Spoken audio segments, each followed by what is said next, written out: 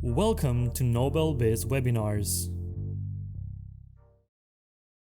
Yeah, I think one of the main things was we saw an almost immediate shift overnight in contact centers that potentially were on ground or even a hybrid model. Look at, okay, how do we all of a sudden move into this virtual world? How does that impact everything from our technology, our hiring, how we recruit right now? Where do we recruit? I mean, geography was a huge game changer as we looked at being able to look at a remote workforce.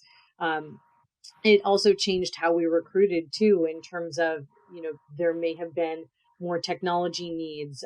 All of a sudden, IT was called upon. I think IT is kind of the unsung heroes throughout the pandemic of Yeah. having to ship laptops all over the country, or, have people picking it up every week. And so there was everything from, kind of rejiggering the hiring process to look at how does the process change? How does the geography change? How does even potentially the candidate profile change based off of having an expanded territory that we can work with?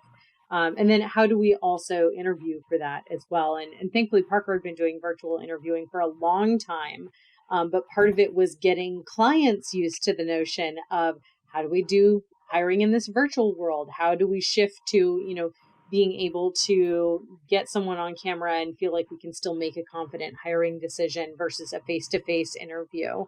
How do we still get a sense for those things that are really important in terms of commitment and longevity and, those sorts of things when we're not able to actually have someone in front of us? So there were kind of the technology elements, but there were also a lot of really human elements that came into play as organizations had to really kind of adapt their strategies very quickly in order to be able to continue responding to what in many cases was actually escalated calls, a customer base that was concerned or worried. And so, all of a sudden it threw workforce staffing metrics off as well. So there were a lot of different buckets that ultimately kind of contributed to what will probably be widespread change across the call center landscape, just in terms of kind of the fabric that we walk into going forward.